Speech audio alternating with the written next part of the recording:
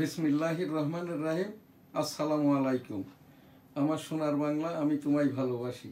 Virtual editor হাফেজ মাওলানা শাহজালাল গোলদার স্টুডিওর বাহির হতে অনুষ্ঠানটি এডিটিং এবং পরিচালনা করছেন আমি এম শাহজাহান আলী গোলদার। 1971 সালের রণাঙ্গনের 265 দিনের মুক্তিযোদ্ধা। আজ আমার নিয়মিত উপস্থাপক এবং অ্যাসিস্ট্যান্ট এডিটর আইটি না থাকার কারণে একাই আর কি, এবং আইটি এডিটর স্টুডিওর বাহিরে নিজেই আর কি অনুষ্ঠানটি এখান থেকে আমি পরিচালনা করছি। এখন আমাদের নিয়মিত যে অনুষ্ঠান ডেইলি ভিউজ, শুরুতেই যে প্রোগ্রাম দিয়েছে 1971 সালের এই রকম দিনে আর কি কেমন ছিলাম, তো সেটা তো 1971 না, 1972 সালের এই রকম 7 ফেব্রুয়ারিও আমরা ওই যে ভারতীয় শরণার্থী শিবিরে ছিলাম। কারণ আমার বাড়িটা বেনাপোল সিটির গোলদার সিটি, জ্বালিয়ে পুড়িয়ে খাট করে দেওয়া হয়, খাবার দাবার না থাকার কারণে আমরা 22 ফেব্রুয়ারি 1972 পর্যন্ত ভারতীয় শরণার্থী শিবিরে ছিলাম আর কি। এখন আমাদের যে আজকের প্রোগ্রাম শিডিউল www.dailynewsstar.com, আজ আমাদের অনলাইন নিউজ পোর্টালের প্রোগ্রাম সিরিয়াল নম্বর 185, 7 ফেব্রুয়ারি 2025। ছাত্র জনতা সরকারের আজকে 185তম দিবস, অর্থাৎ 6 মাস 3 দিন। ন্যাশনাল আমাদের যেটা www.dailynewsstar.com, প্রোগ্রাম সিরিয়াল নম্বর 309, 7 ফেব্রুয়ারি 2025। আজ আমাদের এখানে daily views programme serial number 1030, অর্থাৎ 1030তম দিবস। Video clippings 985। National programme serial number এই যে 9566 থেকে 9570। মিনিটের সংখ্যা 3201 হতে 3231। আমার এই 10 মিনিটের প্রোগ্রাম শুরুতেই এখন ডেইলি ভিউজ। আজ আমাদের সংবাদপত্র 3টি: the Daily News Star, Daily Industry, Dainik Ittefaq. The Daily News Star 32 Dhanmondi now ground zero, অর্থাৎ যেটা 18 কোটি জনতার বঙ্গবন্ধু জাদুঘর, তৃতীয় পক্ষ জ্বালিয়ে পুড়িয়ে বুলডোজার দিয়ে ভেঙে গুড়িয়ে দেওয়া হয়েছে। আমার এখানটা থেকে একটি উপস্থাপনা, এটা তৃতীয় পক্ষ করেছে। প্রথম পক্ষ যদি আমরা অন্তর্বর্তীকালীন 2024 সরকারকে ধরি, তাহলে দ্বিতীয় পক্ষ পার্সোনাল ফ্যাসিস্ট শেখ হাসিনার সরকার। তো সেখান থেকে এই তৃতীয় পক্ষ যারা আর কি, এ দায় কিন্তু রাষ্ট্র নিয়েছে। যে কারণে আমি এখানে উপস্থাপনা করছি, ভাঙচুর অগ্নিসংযোগ করলে কঠোর ব্যবস্থা নেবে সরকার। ভাঙচুর অগ্নিসংযোগ করলে, যেটা করা হয়ে গেছে, এইটার উপরে কিন্তু এইটা মাননীয় প্রধান বিচারপতি বরাবর উপস্থাপনা আর কি, এইটার আইনগত যেটা আছে আর কি, যেহেতু ইতিপূর্বেকার ফ্যাসিস্ট সরকারের মন্ত্রী এবং সরকার প্রধানের নামে সহস্রাধিক মামলা হয়েছে, কাজেই সেখানটা থেকে এই তৃতীয় পক্ষ যারা, সরকার যেহেতু দায়িত্ব নিয়েছে, আমি একজন গণমাধ্যম ব্যক্তিত্ব এবং 38 বছর আমার সাংবাদিকতার বয়স। আমার এই যে আইনজীবী হিসেবে সুপ্রিম কোর্টের অ্যাপিলেট ডিভিশনে 1988 সাল থেকে রাজস্ব মামলাগুলো করে থাকি। এখান থেকে আমার উপস্থাপনা রাষ্ট্রীয় সম্পদ, ধর্মীয় মূল্যবোধ, রাষ্ট্রীয় ব্যক্তিত্ব। 1971 সালের রণাঙ্গনের আমি একজন মুক্তিযোদ্ধা হিসাবে, এই যে সমরনায়ক বঙ্গবন্ধু শেখ মুজিবুর রহমান এক অংশের ঘোষক, মেজর থেকে জেনারেল জিয়াউর রহমান, মুক্তিযোদ্ধাদেরকে অবজ্ঞা হয়, সম্পদহানি হয়, দেশের একটি টাকাও, একটি ইটও, একটি সম্পদও যাতে করে নষ্ট না হয়, যেহেতু ডক্টর মোহাম্মদ ইউনূস মহোদয়ের সরকার দায়িত্বটা নিয়েছেন, এই জন্য সরকারকে ধন্যবাদ দেওয়ার বা পাওয়ার কিছু নাই।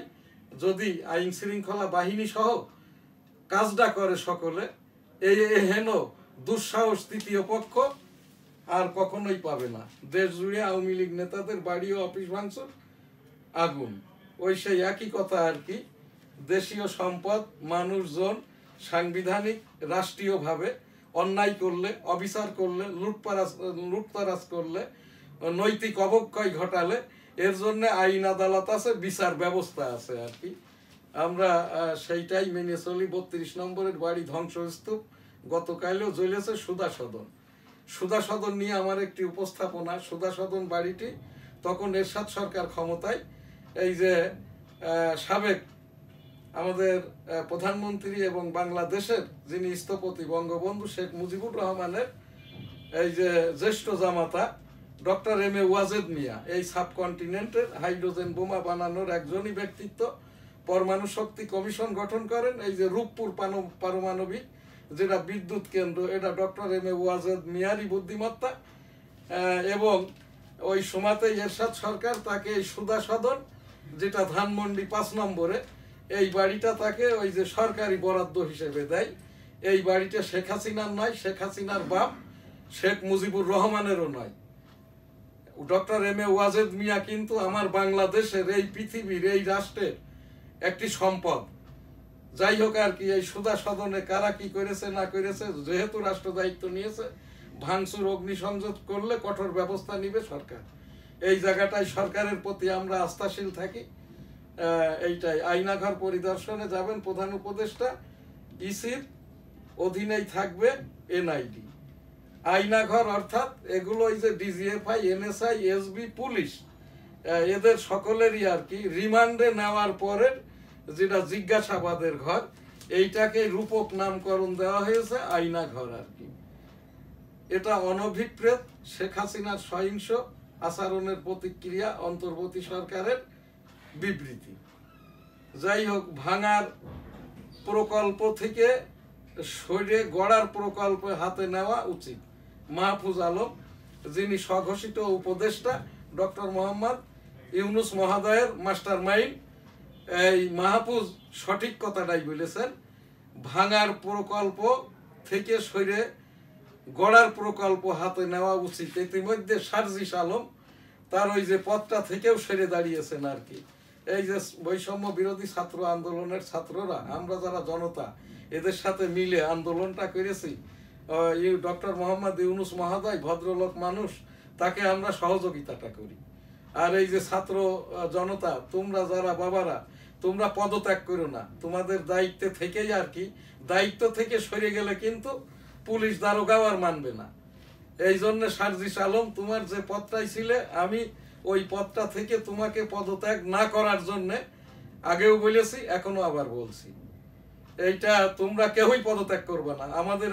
আমাদের যে লক্ষ্য উদ্দেশ্য, সুদ ঘুষ নির্মোহ বাংলাদেশ, সুদ ঘুষ মুক্ত নির্মোহ বাংলাদেশ, বৈষম্য চাকরিতে সচিবগিরি যারা করছে সচিবালয়ে, ওই সেই আওয়ামী লীগ পার্সোনাল ফ্যাসিস্ট সরকার প্রধানের যে সচিবরা, যে চেয়ারম্যানরা, যে মহাপরিচালকরা, এখনো তারা বহাল তবিয়তেই আছে। ঘুষের রেটিংটা বেড়েছে। বৈষম্য বিরোধী ছাত্র আন্দোলনের বাবারা, তোমরা পদত্যাগ না করে আমাদের একটু উপকার করো। আমার তো বয়স হয়েছে, আমি একজন মুক্তিযোদ্ধা, আমার বয়সটা এখন 65। আমি আবারও অনুরোধ করছি, তোমরা পদত্যাগ না করে আমাদের যে কাঙ্ক্ষিত লক্ষ্যে তোমরা পৌঁছায় দেওয়ার পরেই ছুটিটা নিবা। নির্বাচন আমি চাচ্ছি অন্তত এখন থেকে আরো 4 বছর পরে নির্বাচন হোক। এই সময়টাই আর কি ডক্টর মোহাম্মদ ইউনুস মহোদয়কে দিলে উনি সুষ্ঠু সুন্দরভাবে গোছগাছ করে নিয়েই দেশটাকে একটা সুষ্ঠু সুন্দর আর্থিক অবস্থার দিকে নিয়ে যেতে পারবেন। উস্কানি দাতাদের বিচারের আহ্বান ফিরোজ আহমেদের। এ ঘটনায় স্তম্ভিত নূর খান। ষড়যন্ত্রের অভিযোগে অভিনেত্রী শাওন ও শাহানা সাবা আটক। দিল্লিতে বসে শেখ হাসিনার বক্তব্য, ভারতীয় দূতকে ডেকে প্রতিবাদ ঢাকার। শেখ হাসিনাকে বিরত রাখার জন্য অনুরোধ জানানো হয়েছে পররাষ্ট্র উপদেষ্টা। বিচারকের রাজনৈতিক দৃষ্টিভঙ্গি অসদাচরণ হিসাবে গণ্য হবে। বিচার বিভাগ সংস্কার কমিশনের সুপারিশ। এই যে এটা হইলো ওই যে প্রফেসর থাকে প্রিন্সিপালের আন্ডারে, কিন্তু আমাদের এখন দেশের অবস্থাটা হয়েছে কমিশন সুপারিশ করছে আর কি। এইটা বিচার বিভাগ সংস্কার কমিশনের সুপারিশ বিচারকের রাজনৈতিক দৃষ্টিভঙ্গি অসদাচরণ হিসাবে গণ্য হবে। এ তো রায় দিয়ে দিলেন, তাহলে আর এই যে বিচার বিভাগ সংস্কার কমিশনের সুপারিশের দরকারটা কি? উনি তো বিচারক হিসেবে রায় দিয়ে দিলেন, অসদাচরণ হিসাবে গণ্য হবে। এইটা আমরা না করি, না বুঝলে না জানলে যা হবার তাই হচ্ছে। এইটা জায়গায় কেউ স্বঘোষিত, কাউকে বসিয়ে দেওয়া হয়েছে। আমি 1987 সাল থেকে গণতন্ত্র গবেষণা করার জন্য লেখাপড়াটাও করেছি গণতন্ত্রের ওপর, এই যে শাসনতন্ত্রের ওপর, রাজনীতির ওপরে, স্বৈরাচারের ওপরে, ফ্যাসিজমের ওপরে। ফ্যাসিজম বলতে, ফ্যাসিস্ট বলতে, স্বৈরাচার বলতে সেই ব্রিটিশ থেকে, জমিদারি প্রথা থেকে ঐক্যবদ্ধ কোনো সরকার ব্যবস্থা গড়ে ওঠে নাই। মুসোলিনি ছিল ইটালি রাষ্ট্রের রোম শহরের ওই যে এক রাজার সামরিক কর্মচারী। অতঃপর সে ওই সেই রাজার থেকে রাজত্ব ছিনতাই করে নেয়, জনগণ বুঝে ফেলার পরে তাকে পা ওপরের দিকে মাথা নিচের দিকে ঝুলিয়ে মৃত্যু নিশ্চিত না হওয়া পর্যন্ত মুসোলিনি এবং তার পরিবারকে শেষ করে দেয় আর কি। তো সেই জায়গাটাই আর কি, এই যে যারা কমিশনার হয়েছে, চেয়ারম্যান, মেম্বার, দয়া করে আপনারা আপনাদের কাজটাই করবেন, রিপোর্ট জমা দিবেন।